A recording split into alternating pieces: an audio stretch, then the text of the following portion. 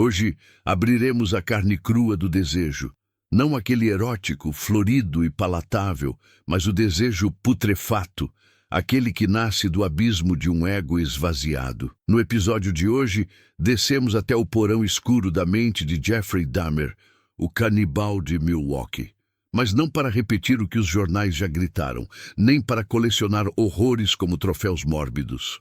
O que nos interessa é o buraco, o vazio, a fenda por onde escorreu o sujeito e onde floresceu o desejo de controle absoluto, o impulso de possuir alguém até o osso, até o silêncio, até o fim da resistência. Aqui, o monstro é sintoma, e cada vítima, um espelho de um eu dilacerado pela ausência, pela pulsão de morte, pela incapacidade de amar sem devorar. Prepare-se. Esta é a história de um menino que não queria estar sozinho e tornou-se o coveiro das vontades alheias. Antes de abrir esse livro de carne e obsessão, curta o vídeo, compartilhe com quem ousa olhar para o abismo. Se inscreva no canal Psicanálise das Trevas e ative as notificações, porque no escuro todo barulho importa. Havia um menino, mas ninguém o viu nascer. Nasceu no tempo, nasceu no mundo, nasceu em uma casa com paredes, mas sem olhos. Sua chegada foi silenciosa como um soluço reprimido, desses que nem chegam a rasgar a garganta. O parto de Jeffrey Lionel Dahmer não foi apenas físico. Houve outro nascimento mais profundo, subterrâneo, que ninguém registrou.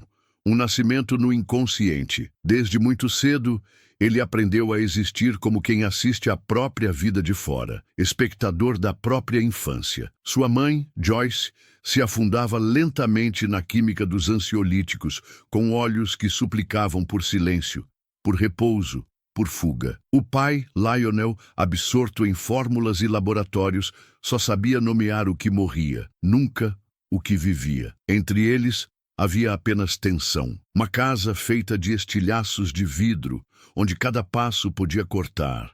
Jeffrey cresceu como se estivesse em suspensão, um menino pálido que raramente chorava.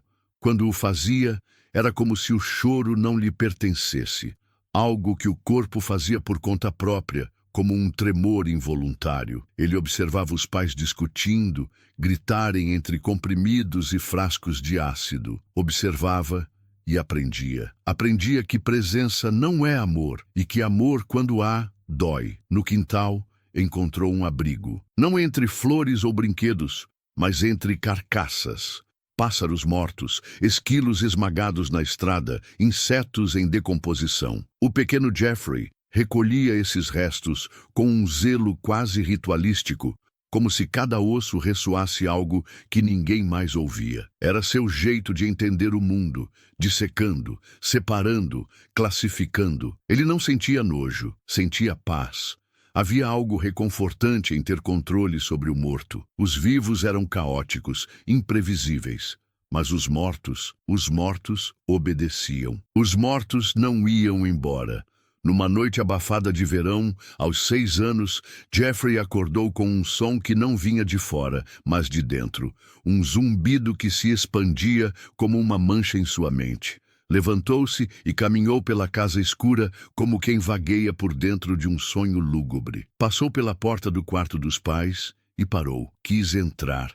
Quis ver se ainda estavam lá, mas algo o conteve. Um medo profundo, o medo de ver ou de não ver. Então voltou ao próprio quarto e deitou. Mas algo já havia se rompido. Nos anos seguintes, a escola foi um teatro forçado. Jeffrey tentava rir, imitava os outros, fazia caretas, descobriu que se fingisse ser engraçado, as pessoas se aproximavam.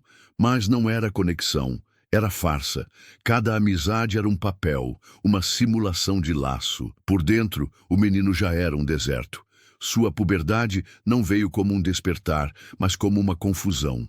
O desejo surgiu, sim, mas sempre misturado ao medo, à vergonha e ao impulso de controle. Fantasiava com homens, mas não em encontros recíprocos. Fantasiava corpos imóveis, silenciosos, entregues. Um desejo que, para existir, precisava anular o outro. O outro era ameaça, era abandono em potencial. e ele já sabia o gosto do abandono. Era amargo e frio, como o chão do porão onde se escondia para não ouvir os gritos dos pais. Aos 14 anos, Jeffrey se perguntou pela primeira vez: e se eu pudesse fazer alguém ficar? Para sempre? Não como namorado, não como amigo, mas como objeto, como espécime, como coisa. Foi nessa época que começou a beber. O álcool não era apenas fuga, era anestesia contra a culpa, contra a pulsão que crescia como um fungo negro no porão de sua alma. Os professores notavam, os colegas sussurravam, mas ninguém via. E como poderiam ver? Jeffrey era invisível até para si mesmo. Certa tarde, ao caminhar pelos arredores de sua casa, viu um homem correndo pela floresta. Corpo suado, músculos tensos, respiração arfante. O desejo veio como uma rajada, mas junto dele, a fantasia. Imobilizar aquele corpo, torná-lo seu, despedaçá-lo até que não restasse vontade. Foi só uma imagem, um vislumbre, mas algo se acendeu e nunca mais se apagaria. Era o início do reinado do inconsciente.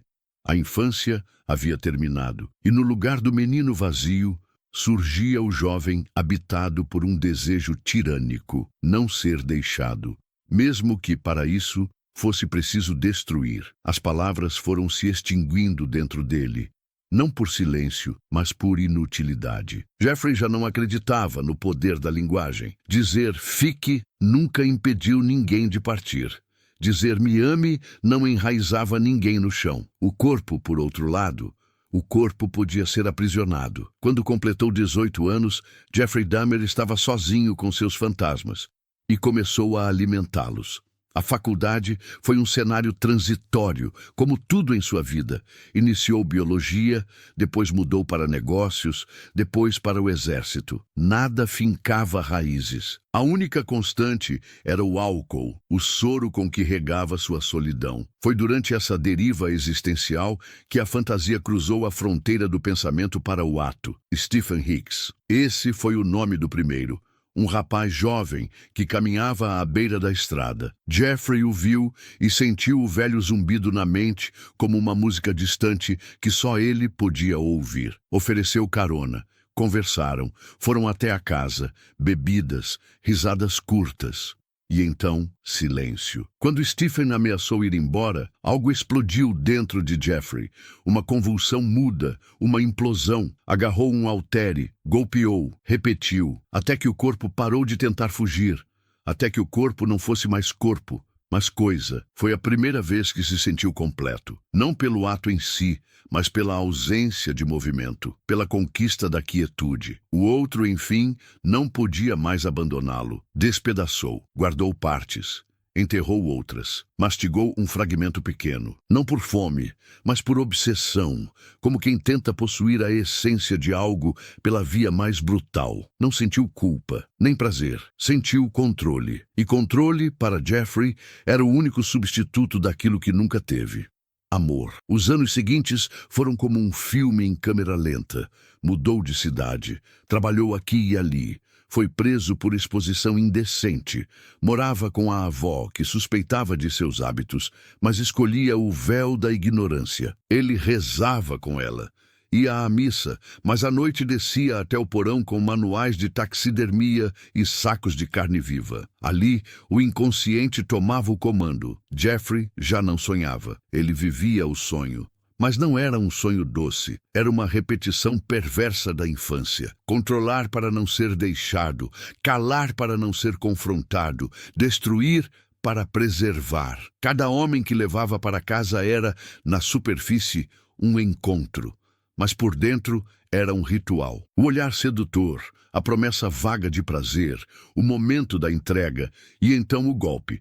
Sedação, estrangulamento, dismorfia. O corpo era dividido. O corpo era moldado. Em um caso, tentou construir um altar com crânios. Em outro, fotografou cada etapa da decomposição. Não havia pressa. Jeffrey não buscava sexo, buscava posse. Quando alguém se movia demais, falava demais, manifestava desejo próprio.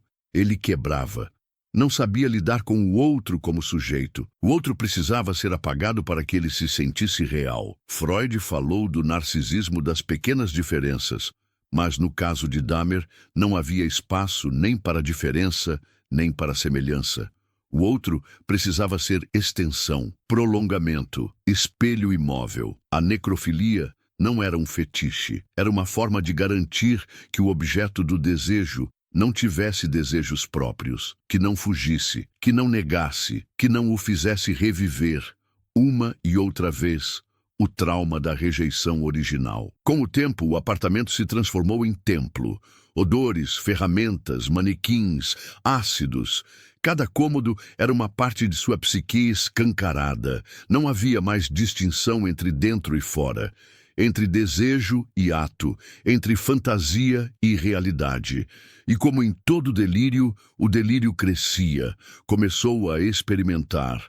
Furava os crânios com brocas, injetava ácido, tentava criar zumbis, corpos vivos sem vontade.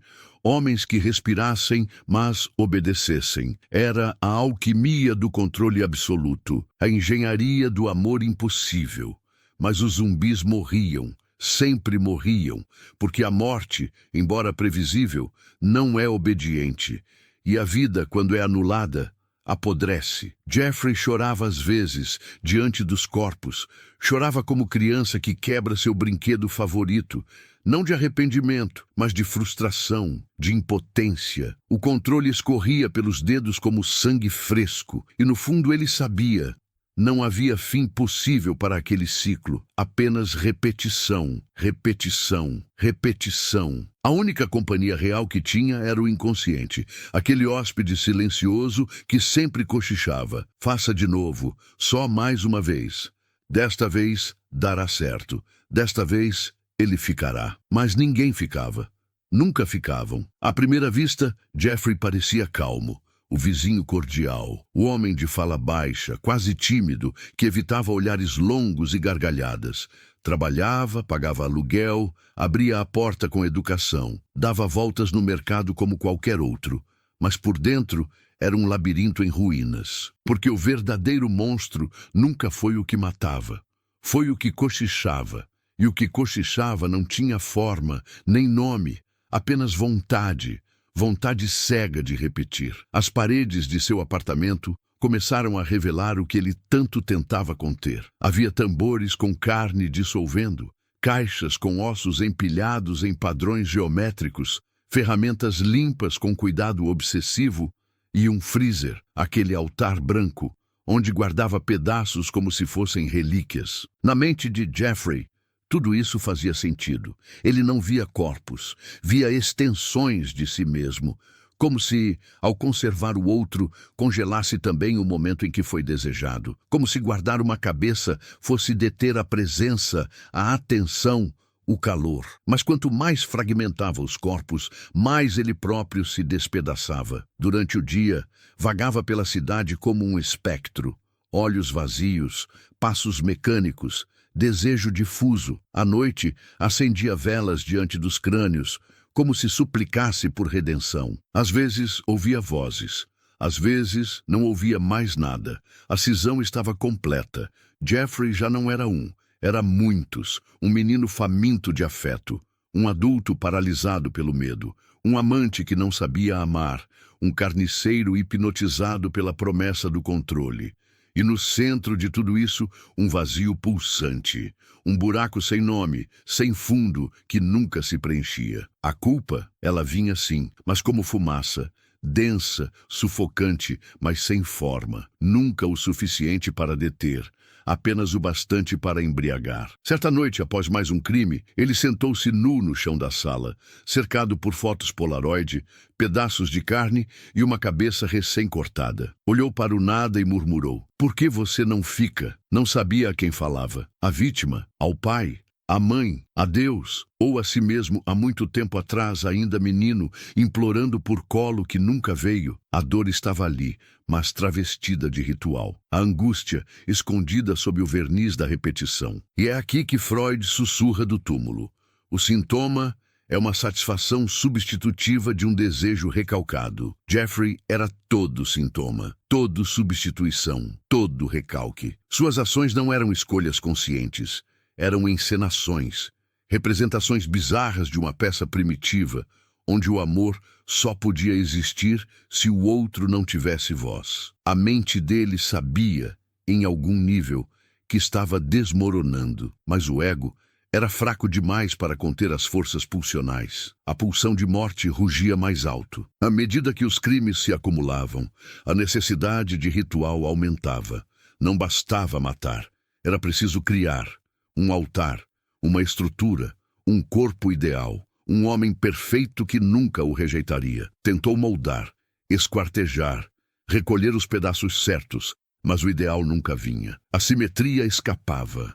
A perfeição desfazia-se como carne em ácido, e cada falha gerava outra tentativa. O ciclo era este: desejar, seduzir, matar, preservar, lamentar, apagar, desejar de novo. A cada volta, um pedaço de Jeffrey também morria, mas ele não percebia, só sentia o crescente ruído mental como um rádio fora de sintonia. A realidade escorria por frestas invisíveis.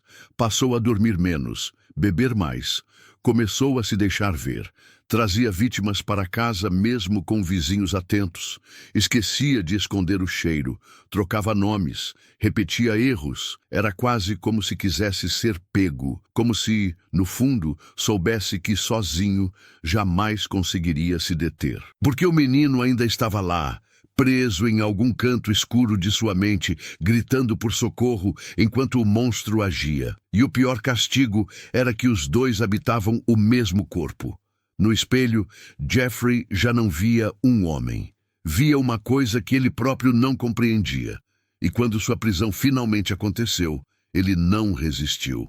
Apenas murmurou: "Por favor, não me deixem mais sozinho." Mas já era tarde. Não havia mais ninguém para deixar, só os fragmentos. Na cela, o tempo já não passava. Ele escorria, como sangue coagulado que insiste em cair gota a gota no chão da consciência. Jeffrey Dahmer, agora nu de segredos, sentava-se diante do próprio reflexo com a resignação de quem sabe que a sentença real nunca virá de um juiz. A verdadeira punição sempre foi ele mesmo. Fora capturado com provas, confissões e restos. Um museu do horror arquitetado com precisão obsessiva.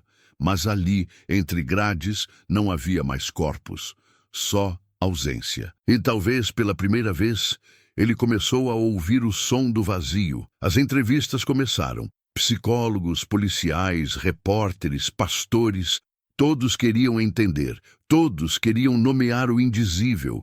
Mas ele, cada vez mais, mergulhava num silêncio opaco, o tipo de silêncio que não nasce da calma, mas do cansaço. E então algo inusitado. Encontrou a religião, ou pensou ter encontrado. Batizou-se, fez orações, leu a Bíblia, encarou a cruz. Mas que Deus era esse? Um que o perdoaria, um que apagaria os ossos, os ácidos, os olhos vidrados das vítimas, um que abraçaria o carrasco como filho, ou seria o Deus de sua infância, ausente, surdo, tão omisso quanto o pai que falava de química enquanto o filho aprendia a matar em silêncio? A verdade é que Jeffrey não queria redenção. Queria cessar o pensamento, cessar o ruído, cessar o ciclo. A conversão foi sua nova fantasia.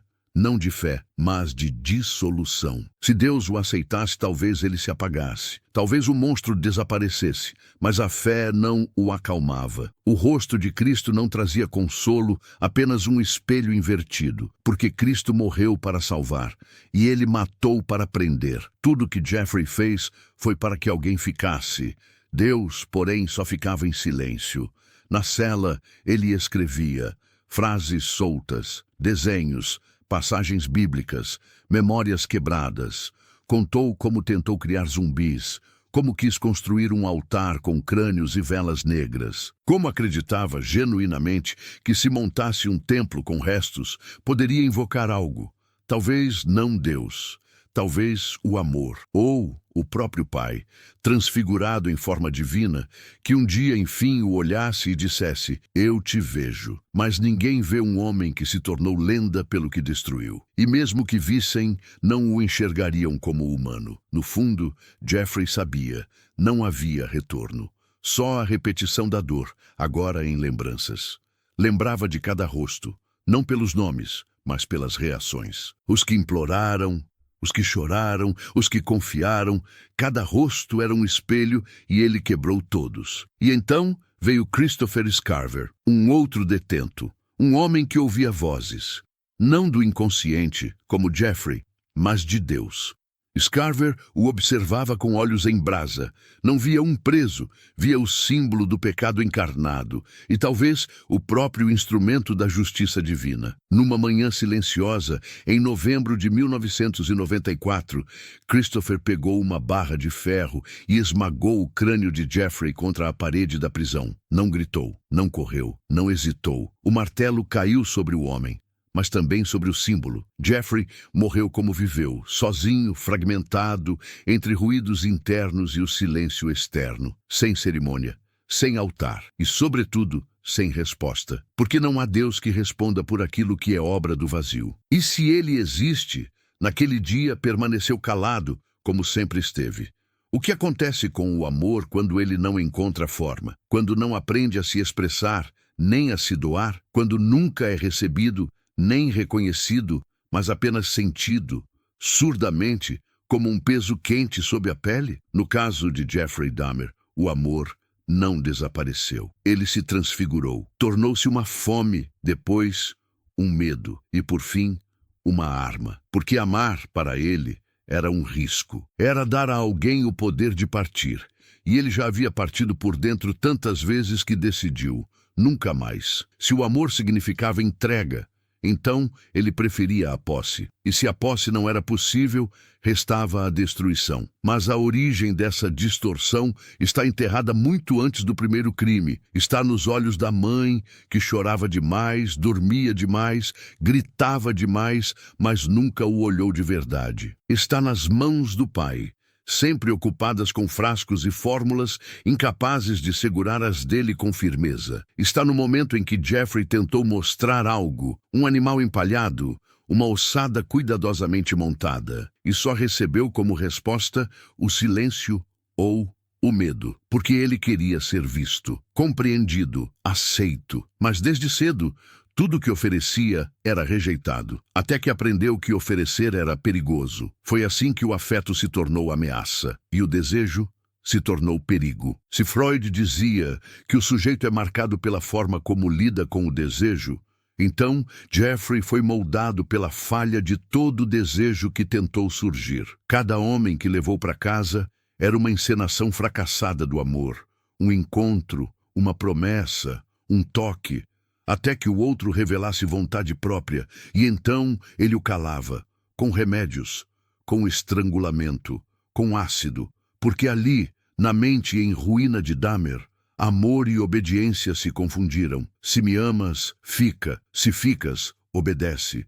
Se resiste, morre. O amor, que deveria ser laço, virou cela, e ele carcereiro. O caso de Tony Hughes talvez seja o mais cruel retrato desse paradoxo. Tony era surdo. Comunicava-se por escrita.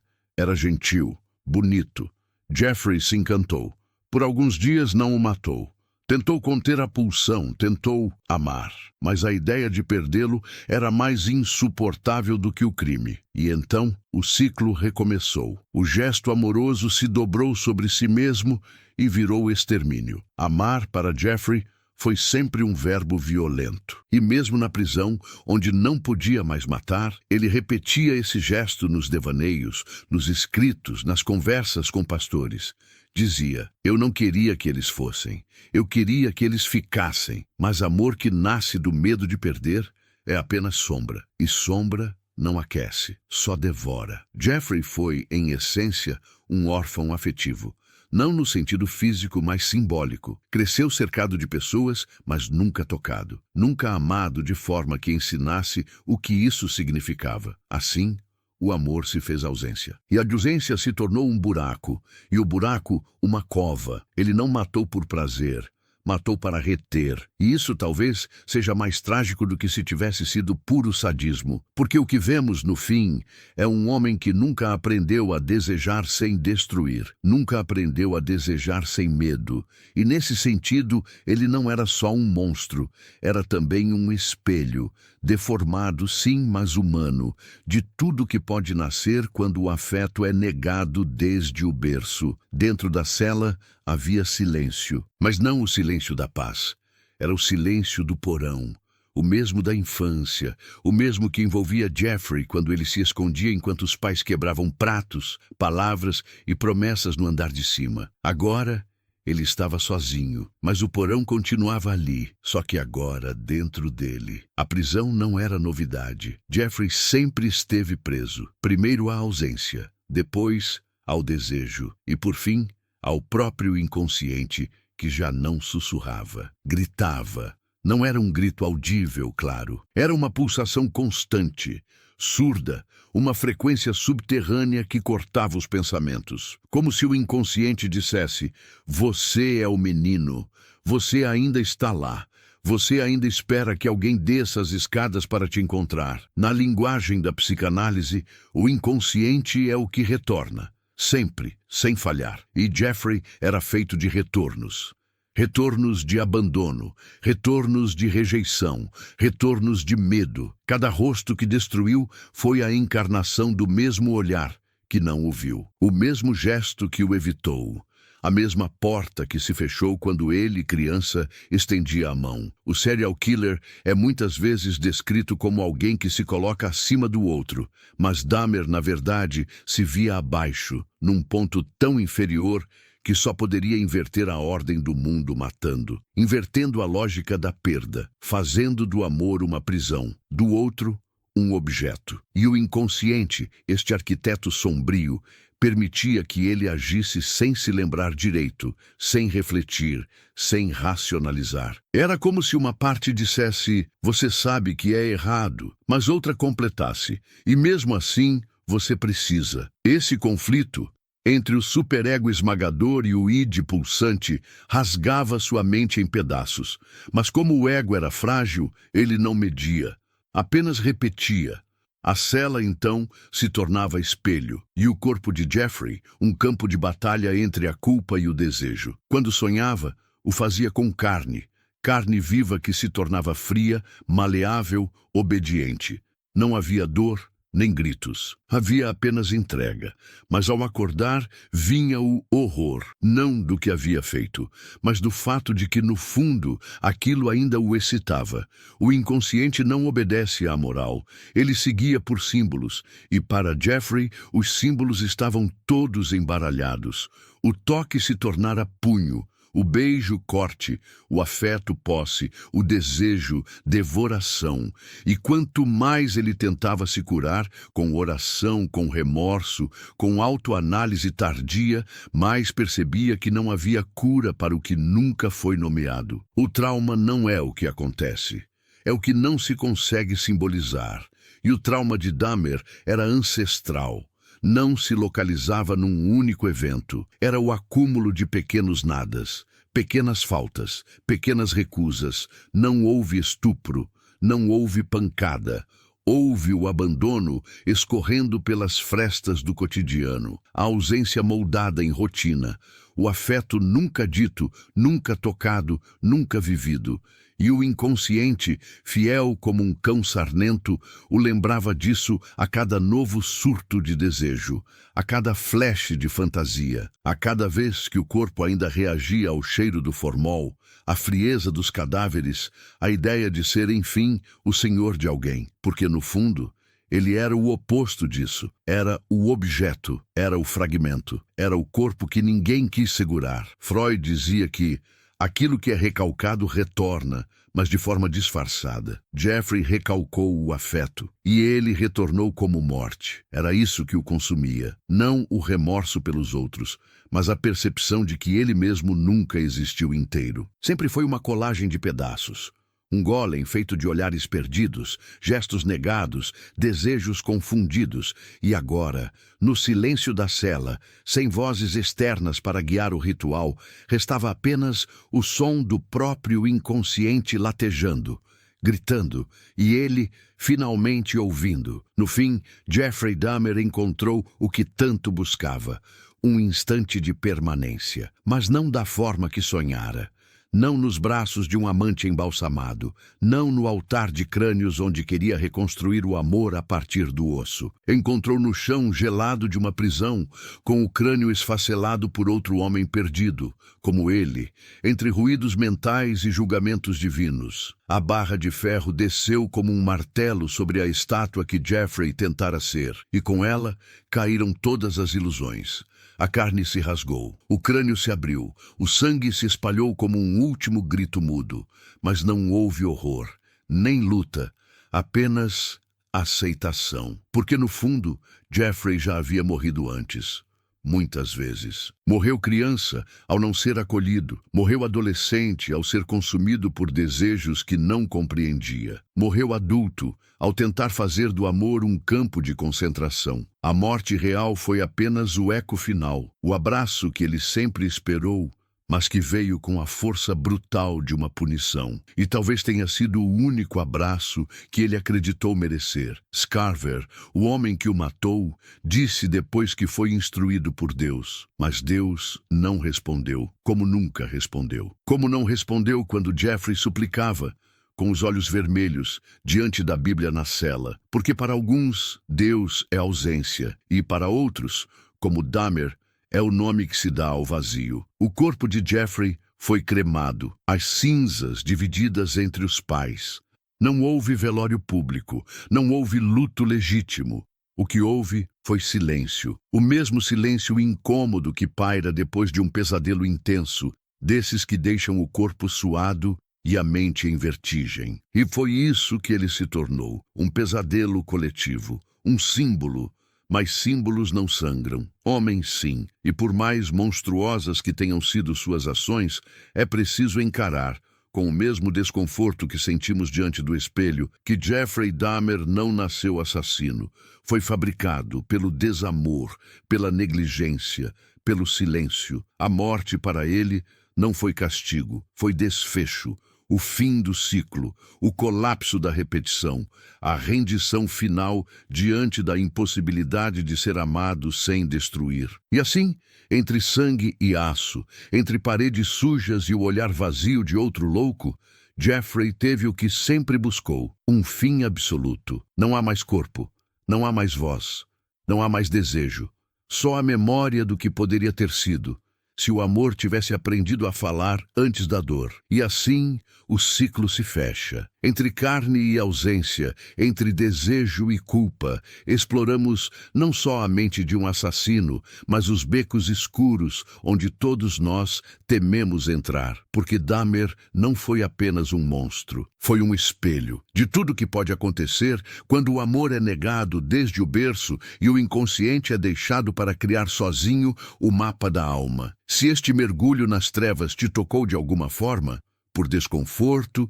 por fascínio ou por medo, curta este vídeo, compartilhe com quem ousa olhar para o abismo, inscreva-se no canal Psicanálise das Trevas e ative as notificações, porque na escuridão até o menor sussurro importa. Agora, feche os olhos. Escute o silêncio que ficou. E se algo dentro de você se mexeu, saiba, não foi por acaso. O inconsciente nunca dorme.